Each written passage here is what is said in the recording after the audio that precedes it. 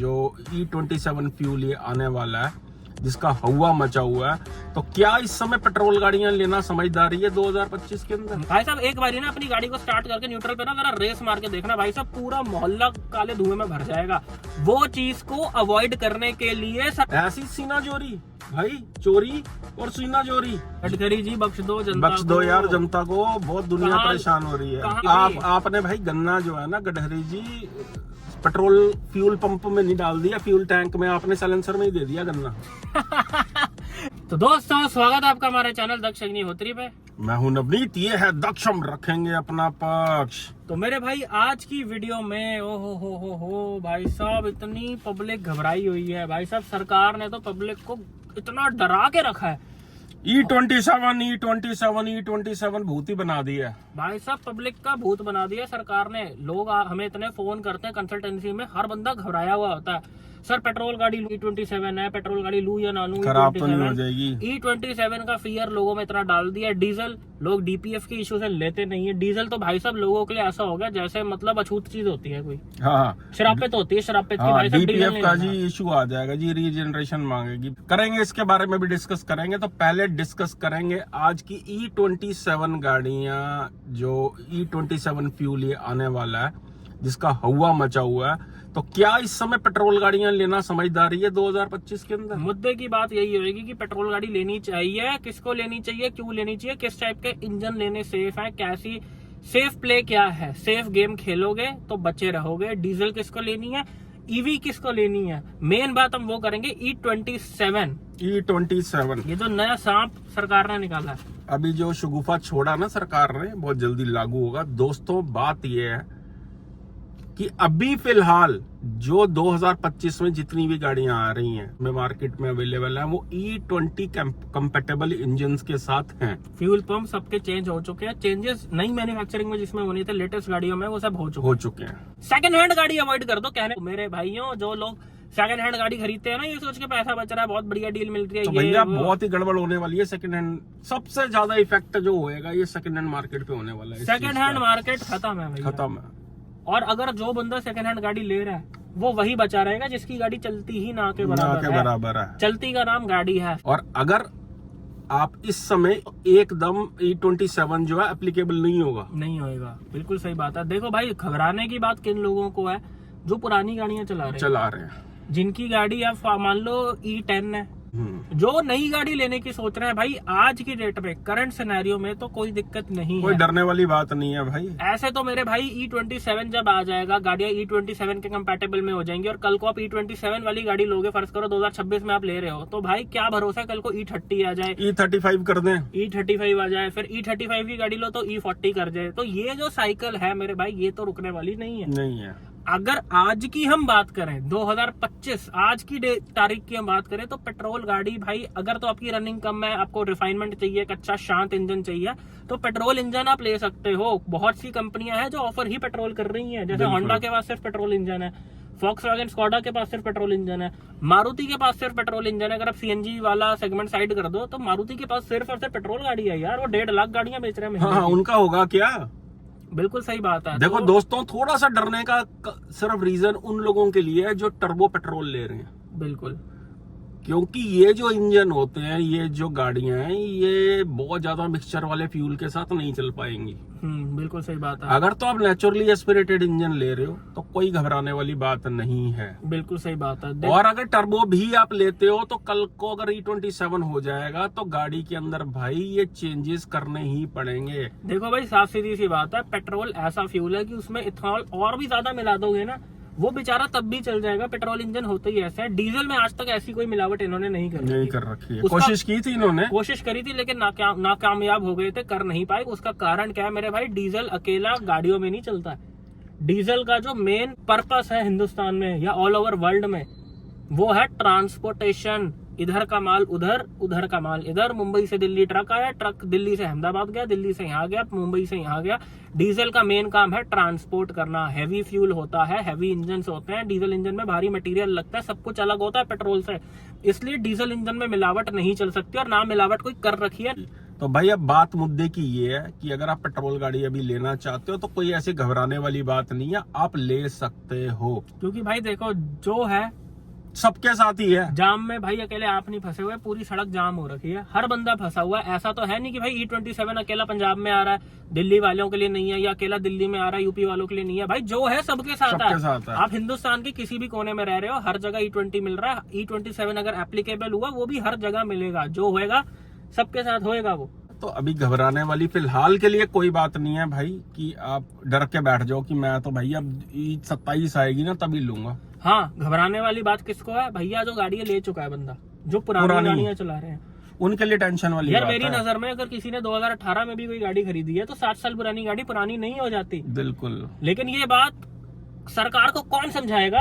भाई इन्होंने तो काम ऐसा तमाम कर दिया। इधर से इंश्योरेंस कंपनियां कह रही हैं कि इंजन वारंटी जो है हम नहीं देंगे। हाथ खड़े कर दिए भाई साहब। हर बंदा अपना पल्ला छुड़ाने में लगा हुआ है। हर बंदा पहले अपने आप को सेफ साइड लेने में चला हुआ है। इंश्योरेंस कंपनी कह रही है भाई साहब अगर फ्यूल को लेकर दिक्कत आई हम कोई क्लेम नहीं देंगे। पेट्रोल पंप वाले कह रहे हैं अगर फ्यूल को लेकर कोई दिक्कत आई हम कुछ नहीं कर सकते।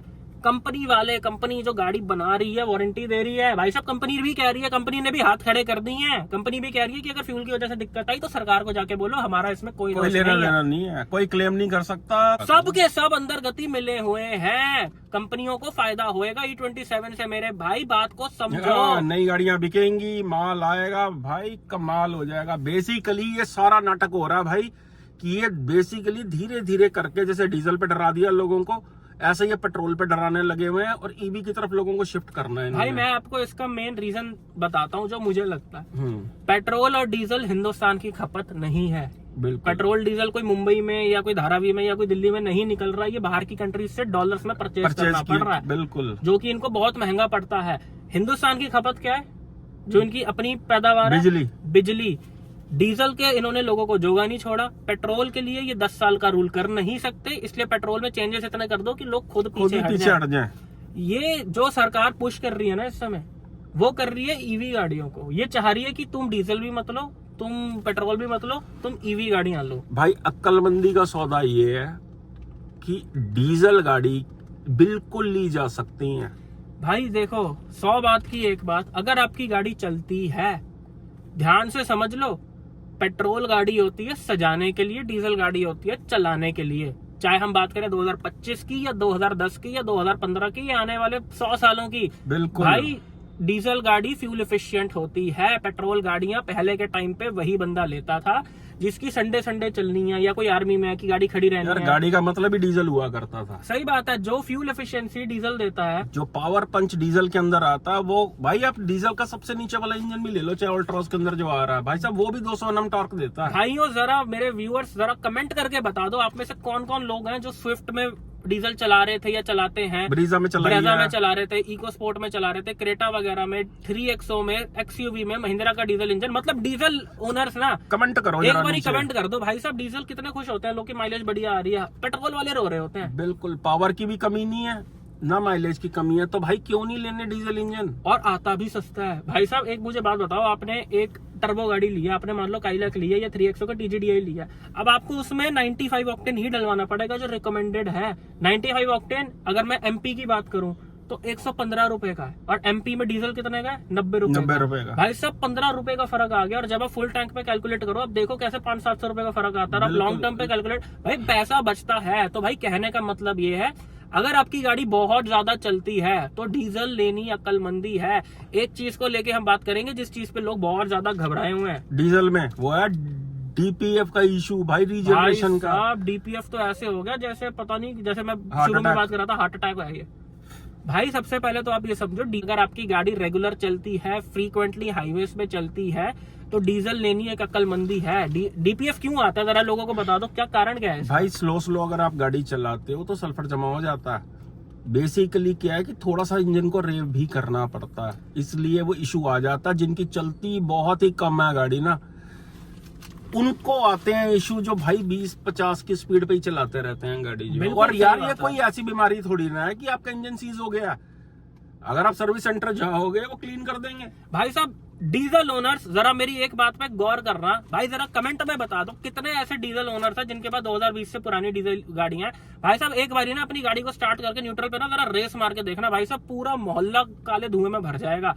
वो चीज को अवॉइड करने के लिए सरकार ने डीपीएफ वगैरह, एडब्ल्यू वगैरह का तामझाम लगाया है गाड़ियों में। बिल्कुल, कि जब आपकी डीजल गाड़ी उस स्टेज पर आए जहां पे वो पोल्यूशन फैलानी शुरू करे, उस स्टेज पे रीजनरेशन की बारी आ जाए कि आप रीजनरेशन करवाओ और आपकी गाड़ी धुआं लॉन्ग टर्म में ना छोड़े। आप ही के लिए अच्छा है वो। भाई साहब आज हम पीडीआई करने कहाँ नहीं जाते हैं, हम पंजाब जाते हैं बाय रोड, हम एमपी जाते हैं, हम यूपी जाते हैं, वहां पे हम देखते हैं कितनी पुरानी डीजल गाड़ियां भाई साहब ऐसे काला धुआं छोड़ रही होती है, दबाते ही धुएं कर देती हैं, काले धुएं छोड़ रही होती है डीजल गाड़ियां। तो उस चीज को अवॉइड करने के लिए डीपीएफ लगाया गया है। हाँ थोड़ा ये कॉम्प्लिकेटेड जरूर हो गया, लेकिन पोल्यूशन ये कम फैलाएगा। बिल्कुल, पुरानी डीजल गाड़ियों से तो कम डीजल फैलाएगा। गाड़ी लेना बहुत ही अक्लमंदी है, चाहे आप दिल्ली में भी हो, कोई समस्या नहीं है भाई, 10 साल गाड़ी चला तो पाओगे कम से कम। और वो डीपीएफ का इशू भाई कोई इशू नहीं है, जब ज्यादा कार्बन और सल्फर जमा हो जाता है तो गाड़ी कहती है उसको क्लीन करवाओ सर्विस सेंटर में जाके, वो बस इतनी सी बात है। लोगों ने हुआ इतना बना रखा है, डीजल इंजन आर जेम।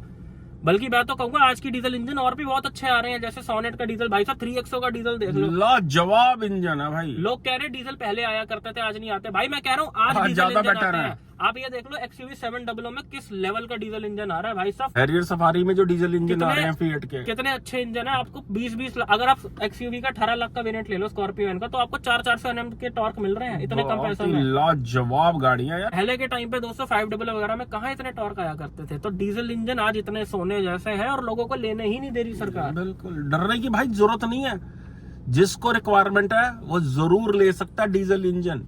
90 ये जो 27 फ्यूल आ रहा है, इसकी वजह से क्या क्या नुकसान होएगा, फ्यूल पंप खराब होगा, इंजेक्टर खराब होंगे, कंबंशन चैम्बर के अंदर प्रॉब्लम आ सकती है, गाड़ी के इंजन में दिक्कत आ सकती है। तो दोस्तों अक्लमंदी ये कहती है कि अगर रनिंग बहुत ज्यादा है तो डीजल भी ले सकते हो भाई, घबराओ मत, कोई अछूत नहीं है। वो एक टाइम पे सबने डीजल इंजन चलाए हैं, कोई घबराने वाली बात नहीं है फिलहाल के लिए अभी कोई भी। बाकी जो होएगा टाइम के साथ भाई उसमें चेंजेस भी करने पड़ेंगे, कंपनियों के गले पकड़ लेंगे पब्लिक जो है, क्योंकि लाखों गाड़ियां बिकती हैं, सेल सारी गिर जाएगी गाड़ियों की अगर प्रॉब्लम आनी शुरू हुई तो। बिल्कुल सही आज बात है। इंटरनेट का दौर है, बात छुपती नहीं है, और हमारे जैसे बंदे बैठे हैं बात का खुलासा करने के लिए। पहले भाई डिस्पेंसर अलग लगाए हुए थे E20 के, अब सालों ने मिक्स कर दिए हैं सारे फ्यूल्स के अंदर ही चुपचाप ही, सही बात है, बिना बताए। ऐसी सीना चोरी भाई, चोरी और सीना चोरी। आपने E20 किया ठीक है, नई गाड़ियों में किया, उसके लिए आपने अलग फ्यूल देना शुरू किया है ना, फ्यूल के प्राइस कम किए, मिलावट मिलाई जा रहे हो उसके अंदर, पब्लिक डरी जा रही है। भाई डरने की जरूरत नहीं है, जो डर गया समझो डरना है। हाँ तो भाई इसलिए कहने का मतलब ये है, गाड़ी ले रहे हो लो।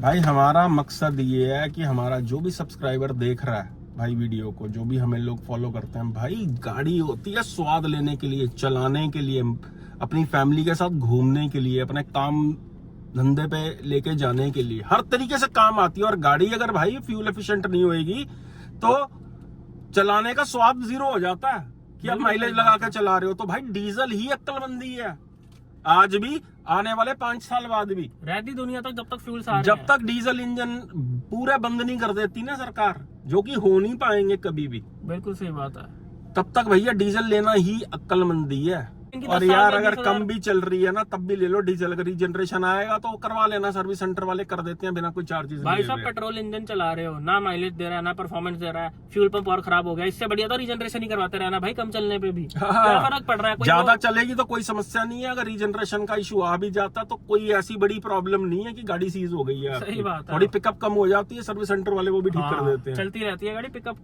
बिल्कुल। और रही बात ईवीज की, कि जो भैया ये डर से ईवी खरीदी जा रहा है, तो वो सिटी में यूजेज है तो ईवी ही खरीद सकता है वो। अदरवाइज भाई ईवी की रेंज में मत जाओ। अगर कोई ईवी 500 क्लेम कर रही है तो 300 सवा 300 चलेगी वो शहर के अंदर, दिल्ली में, बैंगलोर में, मुंबई में, बड़े शहरों में, सिटी ट्रैफिक्स में ईवी गाड़ियां फ्यूल एफिशिएंसी नहीं निकाल पाती। फ्यूल एफिशिएंसी मतलब रेंज नहीं निकाल पाती।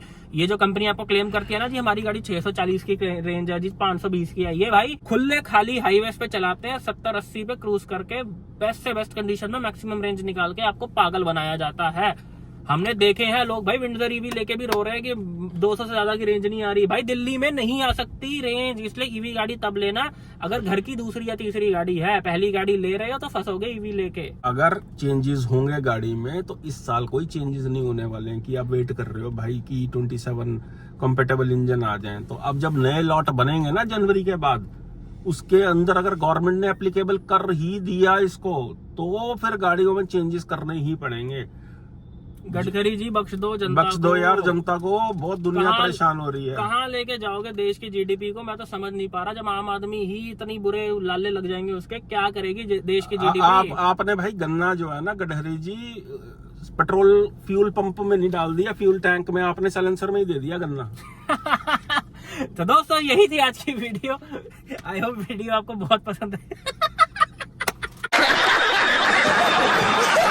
आई होप वीडियो आपको बहुत पसंद आई हो दोस्तों। अगर किसी गाड़ी में तू समझा नहीं, तू समझा नहीं, तू समझा हाँ, नहीं तू समझा नहीं। दोस्तों अगर किसी गाड़ी में कंफ्यूज हो, नहीं समझ आ रहा कि मैं कौन सी गाड़ी लूं, मैं डीजल लूं, मैं पेट्रोल लूं, मैं ईवी लूं, मैं क्रेटा लूं, मैं सेल्टॉस लूं, मैं नेक्सॉन लूं, मैं 3XO लूं, मैं 700 लूं, हैरियर लूं, सफारी लूं, ईवी लूं, कौन सी गाड़ी लूं, नहीं समझ आ रहा, पेट्रोल लूं डीजल लूं, तो ये नीचे भाई हमारा नंबर बना रहा, मैं व्हाट्सएप पे मैसेज करके कॉल स्लॉट बुक करा के हमारे साथ कॉल पे भी जुड़ सकते हैं। एंड अगर कोई नई गाड़ी ले रहे हो, हाल फिलहाल में पीडीआई कराना चाहते हो और हमसे कराना चाहते हो, पीडीआई भाई थर्ड पीडीआई मतलब जांच और पड़ताल, और लोग हमें कहते हैं डिलीवरी इंस्पेक्शन, यानी कि कौन मरोड़े जाए गाड़ी के। और लोग हमें कहते हैं कि कंपनी वाले थर्ड पार्टी नहीं करने दे रहे। मेरे भाई आप समझो बात को, हम कोई थर्ड पार्टी नहीं है। थर्ड पार्टी का मतलब है किसी वेबसाइट से झोला टांग के बंदा मशीन लेके बाइक पे आ रहा है, हम थर्ड पार्टी नहीं है। इफ वी आर कमिंग आपकी गाड़ी के पीडीआई पे, if we are coming that means we are with you, we are with customer. हम कस्टमर के भाई हैं, ये है, हम कस्टमर के साथ ही हैं। थर्ड पार्टी मतलब होता है कि अलग से बंदा आ रहा है। बिल्कुल, अभी भी जा रहे हैं भाई हाई क्रॉस की पीडीआई करने, कपड़े पहचान लो। अभी देखना इस वीडियो की क्लिपिंग में भी डला होगा, हाई क्रॉस की पीडीआई हो रही होगी। बिल्कुल। ऑल द बेस्ट, देर हो गई भाई, चल मिलते हैं अगले वीडियो में। ठीक है जी, लव यू ऑल, चक दो जरा कम नूं हुण।